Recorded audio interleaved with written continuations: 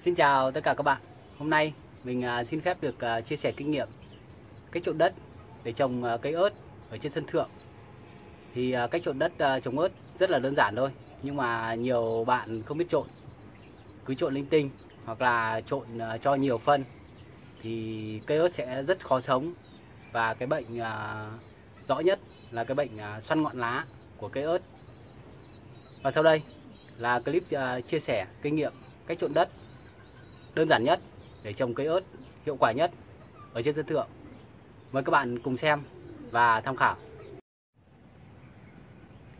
Đầu tiên đó là trộn đất để trồng cây ớt ở trên sân thượng. Thì rất là đơn giản thôi, cũng như trộn đất trồng các loại cây ăn quả ngắn ngày ở trên sân thượng khác thôi, không có gì thay đổi cả. Đó là 4 phần đất, 1 phần mùn dừa, 1 phần phân chuồng, cụ thể ở đây mình dùng phân bò đấy, 1 phần chấu hun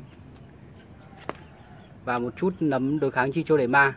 Trong khi đó trồng cây ăn quả ngắn ngày ở trên sân thượng thì mình sẽ bổ sung thêm đó là vỏ trứng giã nhỏ mịn đấy ạ, và một chút NPK, một chút thôi để bổ sung vi chất dinh dưỡng cho cây. NPK này mình dùng với hàm lượng bằng nhau, chứ không có một hàm lượng nào quá nhiều cả. Và không có phân chuồng hay mục, các bạn có thể dùng phân viên nén, phân gà, phân đa vi lượng đều được hết. Thì các bạn có phân viên nén này thì các bạn không dùng phân chuồng của hay mục nữa. Và có phân chuồng hay mục thì các bạn không dùng phân viên nén, tại vì phân viên nén này nó rất là đậm đặc, mình chỉ bón bổ sung về sau thôi, chứ không trộn nhiều lại cùng một lúc. Cây nó sẽ bị bội thực, bị xoăn lá, xoăn ngọn và chết cây.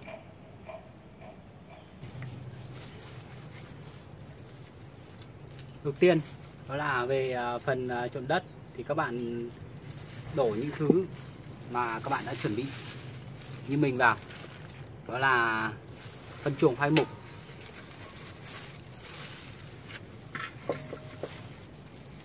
chấu hun. Ở đây các bạn nên chú ý rằng khi đất cũ của các bạn vẫn còn tơi xốp thì các bạn không cần dùng mùn dừa nữa. Như ở đây mình vẫn cứ chuẩn bị ra đây. Thì đất cũ của mình vẫn còn tơi xốp nên mình không cho mùn dừa. Bạn nào đất cũ vẫn còn tơi xốp thì cũng không nên cho mùn dừa làm gì cả. Khi cho thêm vào thì đất nó tơi xốp quá, cây sẽ khó bám rễ là cái thứ nhất. Cái thứ hai là đất không giữ được nước,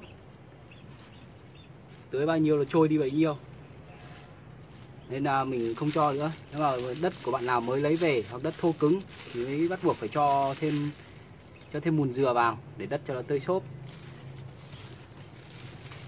Tiếp theo chúng ta cho một chút nấm đối kháng Trichoderma.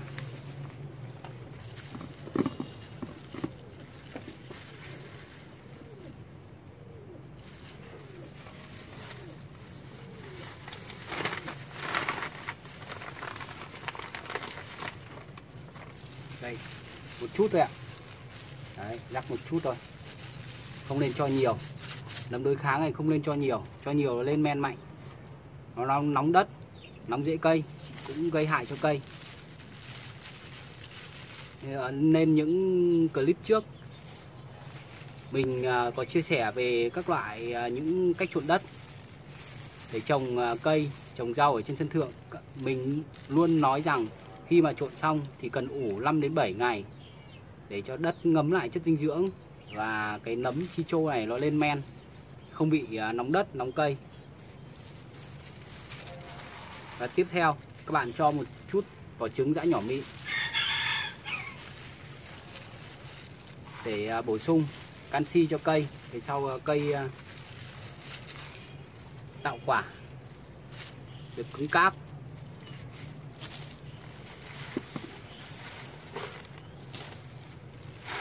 Và trồng cây ăn quả ở trên sân thượng thì các bạn cho thêm một chút là NPK với hàm lượng bằng nhau. Sau khi đã cho tất cả các hỗn hợp vào rồi thì các bạn trộn đều lên các bạn nhớ nhé, thì khi đất cũ của các bạn vẫn còn tơi xốp thì các bạn không cần cho thêm mùn dừa nữa, các bạn chỉ cần cho thêm chấu hun là được.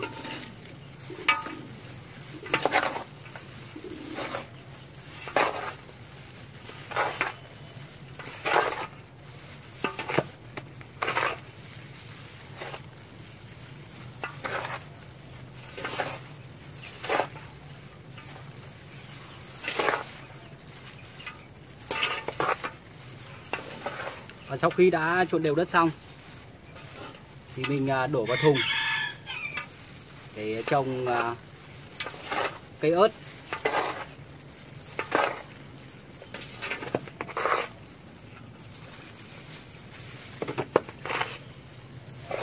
Đất đã rất đều rồi đấy ạ.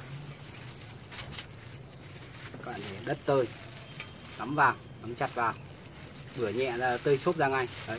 Clip nào mình làm trộn đất mình cũng làm như thế.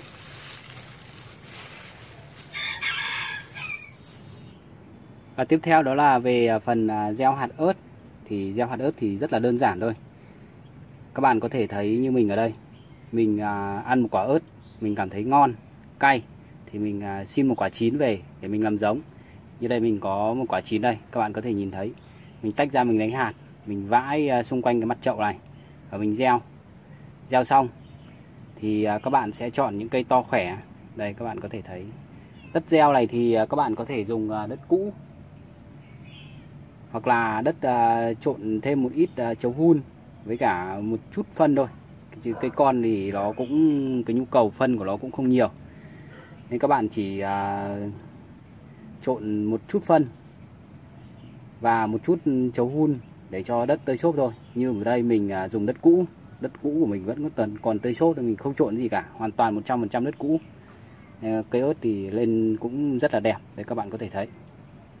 Và sau khi cây ớt đã lên bằng tầng này rồi thì các bạn có thể bốc ra xong là các bạn ươm ra một cái bầu con như của mình ở đây. Các bạn có thể ươm dăm 7 cây, 10 cây tùy các bạn. Nhưng mà các bạn có thể chọn những cây khỏe đẹp nhất. Như đây là cây này của mình là ươm cũng khá là lâu rồi, để mình có dự định là mình quay clip nên mình ươm khá là lâu rồi. Nên cây già, cả cây ra hoa đây.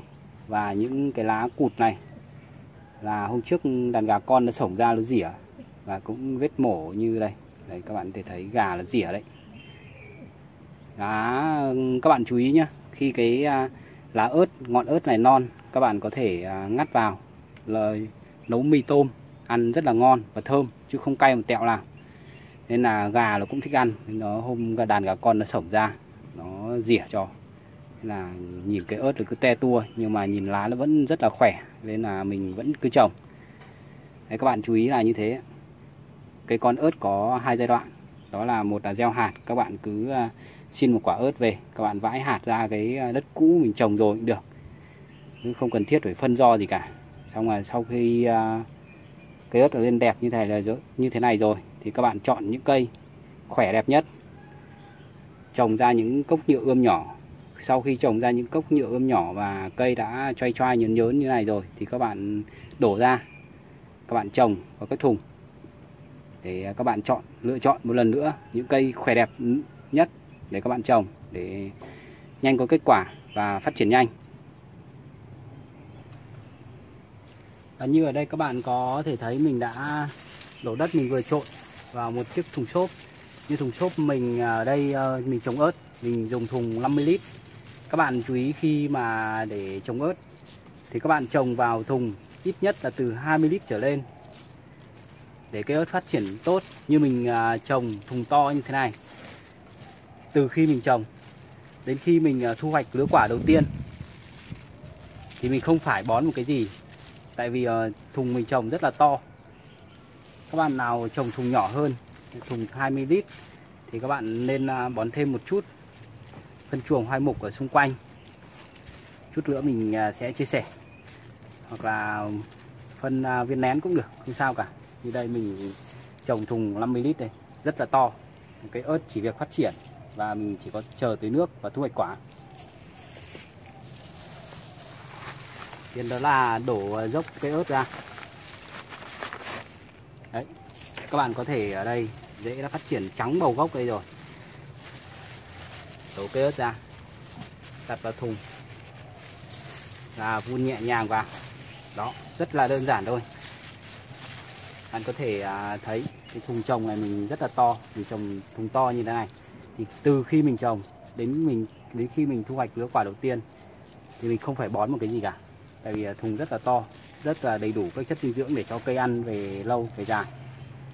Chứ các bạn trồng ớt các bạn cứ bón nhiều là về sau các cái ngọn lá này nó xoăn hết lại, là tại vì là các bạn bón quá nhiều phân, hoặc là thùng thoát nước kém, nó bí đất ở dưới, nó gây ra thối rễ, nấm rễ, nó cũng sẽ biểu hiện lên lá, đó là xoăn hết ngọn lại. Thế thôi, không có gì cả. Và đầu tiên đó là những chú ý khi trồng cây ớt. Trồng cây ớt mình thấy rất là đơn giản thôi, nhưng mà nhiều bạn trồng lại bị rất là các loại bệnh. Là tại vì sao? Tại vì các bạn trộn đất cho quá nhiều phân, và thùng thoát nước của các bạn thoát nước kém, bị úng nước ở dưới đáy, hoặc là đất bí không thoát nước được. Đây như mình ở đây các bạn có thể thấy mình đổ chỉ một nửa đất cái thùng sơn. Ở đây mình trồng ra cả thùng sơn nên mình quay luôn cho các bạn nửa đất thùng sơn. Về sau mình bón dần lên nó đầy thùng sơn là vừa. Đấy, nhưng các bạn mà trồng chậu nhỏ thì các bạn lên lưu ý rằng là trồng chỉ một nửa thùng đất, hoặc là dàn nửa 2/3 thùng thôi, chứ không nên đổ đầy thùng làm gì. Và các bạn nên lưu ý là cây ớt chỉ cần ít phân thôi chứ không cần nhiều. Đấy là cái thứ nhất. Cái thứ hai đó là cây ớt luôn khô thoáng, đất trồng ớt luôn khô thoáng, và thùng trồng phải thoát nước tốt để cây ớt không bị ngập úng. Cây ớt mà bị ngập úng nó sẽ gây ra nấm rễ và sót phân. Khi các bạn bón quá nhiều thì nó sẽ bị sun ngọn. Ở đây mình có một số cây bị sun ngọn đây để mình quay cho các bạn xem. Đây ạ, như cây này các bạn có thể thấy sun ngọn đấy ạ. Đây ạ, điển hình nhất là cây này đấy ạ, sun ngọn. Và đây, như cây này cũng bị sun ngọn đấy ạ. Ra hoa ra hết nhưng mà ngọn nó cứ sun xoăn đây. Đấy, lá còn bị bạc cả lá đây. Nó chả làm sao cả. Các bạn nên chú ý là trồng ớt thì chỉ cần ít phân thôi, chứ các bạn đừng bón tống phân nhiều và tưới nhiều nước. Ớt chỉ cần ẩm thôi. Và ớt rất sợ ngập úng. Ngập úng là nó nấm rễ, nó sun ngọn như này ngay. Đây, như ngay ở đây các bạn có thể thấy cái mặt đất của mình đây rất là khô đây, nhưng mà ngọn nó vẫn bị sun là tại vì là cái thùng này đất nó rất là chắc, đất thoát nước kém. Trên mặt đất khô đây, nhưng mà ở dưới là thậm chí là ngập úng ở dưới. Đây, thậm chí là ngập úng ở dưới, nên cây ớt nó bị bí rễ, nấm rễ thì nó sẽ biểu hiện lên lá. Đó là bị săn ngọn. Nên các bạn chú ý một điều như thế là trồng ớt chỉ cần ít phân thôi và tưới đủ ẩm thôi, chứ không cần tưới nhiều. Thế thôi là cây ớt tự nhiên nó phát triển, nó sẽ khỏe mạnh. Và mỗi lần nó bón phân cho ớt thì bón một chút một thôi, chứ đừng tống nhiều.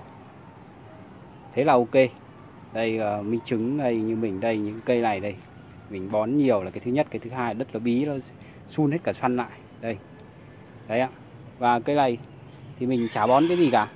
Cây này thậm chí mình không bón một cái gì cả, và mình chỉ tưới qua la qua quýt vớ vẩn thôi, nhưng mà lại phát triển rất là tốt.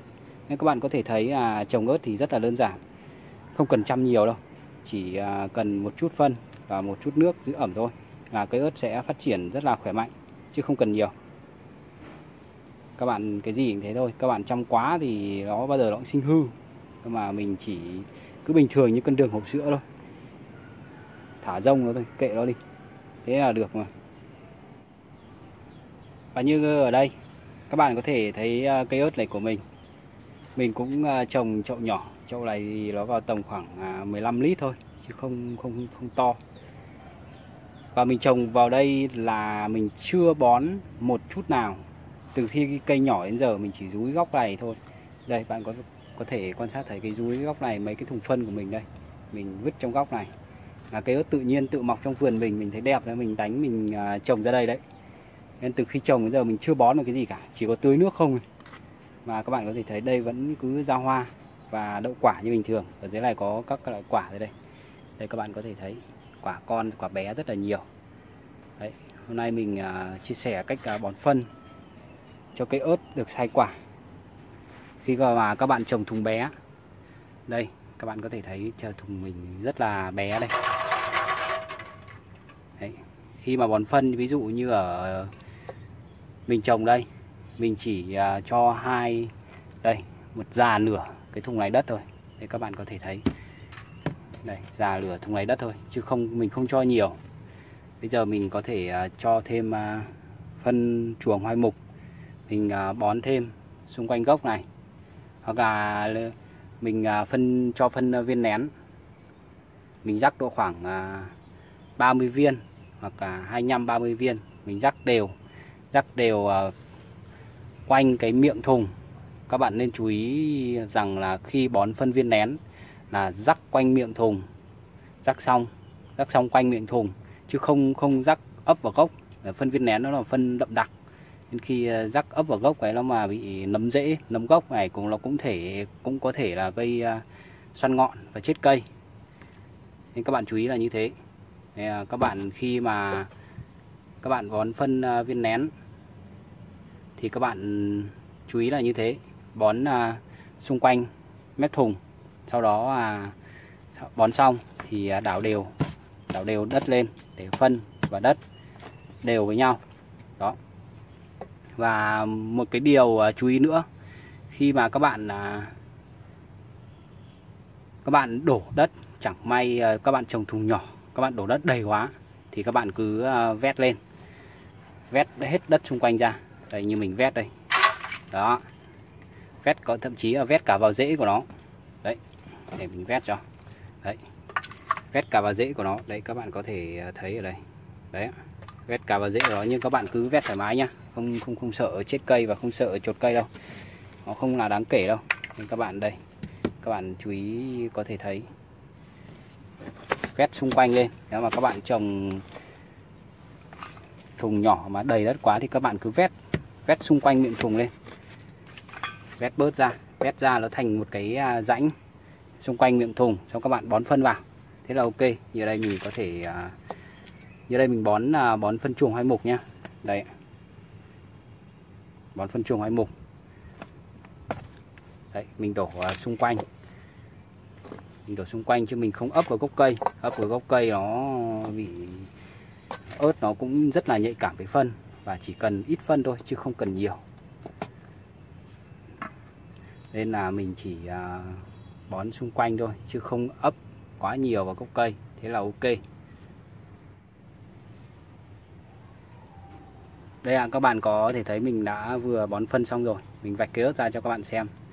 Đây, mình chỉ bón xung quanh thôi chứ mình không ấp vào gốc cây. Các bạn nên chú ý là như thế nhé. Và bón từng chút một thôi, chứ đừng bón nhiều quá cây nó xốc phân nó cũng chết sót đấy. Các bạn nên chú ý là như thế ạ. Và đây các bạn có thể thấy cây ớt xanh Huế này mình trồng vào thùng 50 lít. Thì trước mình có làm một cái clip là cắt tỉa và bón phân cho ớt sau khi thu hoạch đấy, vẫn là cây ý đấy. Mình làm cách đây khoảng 3-4 tháng rồi. Mình ăn quanh năm ngày tháng cái ớt Huế xanh này mà. Để quả chín thì nó cũng đỏ thôi, đỏ như bình thường đây. Các bạn có thể thấy rất là sai quả. Đấy. Nên các bạn chú ý lên khi trồng ớt, mình khuyên các bạn nên trồng ra thùng to 50 lít để mình trồng một cây thôi là mình ăn đủ, chứ không phải trồng nhiều. Đấy, như các bạn có thể thấy đây rất là nhiều quả.